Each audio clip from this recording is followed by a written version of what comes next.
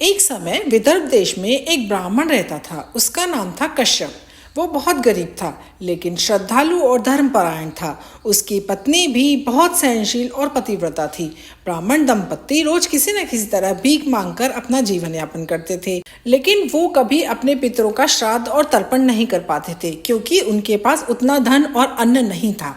कुछ समय बाद उस ब्राह्मण की मृत्यु हो गई और मरने के बाद वह यमलोक पहुंचा।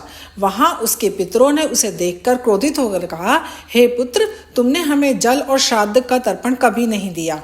तुम्हारी उपेक्षा के कारण हम पितृलोक में दुखी हैं। जब तक तुम इसका प्रायश्चित नहीं करोगे, तब तक तुम्हें भी शांति नहीं मिलेगी। ब्राह्मण बहुत दुखी हुआ और यमराज से प्रार्थना करने लगा।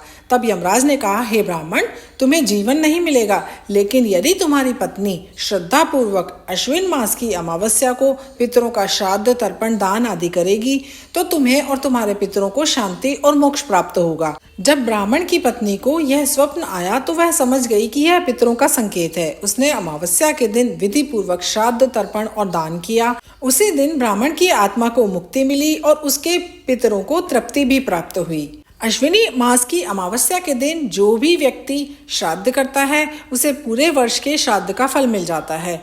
यह उन लोगों के लिए विशेष है जिन्हें अपने पितरों की तिथि ज्ञात नहीं है।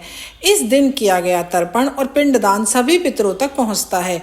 वे तृप्त होकर आशीर्वाद देते हैं। साथ ही इस दिन दान देने से विशेष पुण्य की प्राप्ति होती है, इसलिए इसे सर्वपितृ अमावस्या भी कहा जाता है। जब पितर तृप्त होते हैं तो देवता भी प्रसन्न हो जाते हैं और घर परिवार में सुख समृद्धि आती है। इसीलिए कहा गया है, पितृ तृप्तो भवेत यत्र तत्र देवाः प्रसीदति। तो इस अमावस्या यदि आपने पूरे पितृपक्ष में कुछ नहीं किया है, तो पितरों के नाम से श्राद्ध, तर्पण, दान आदि जरूर करें।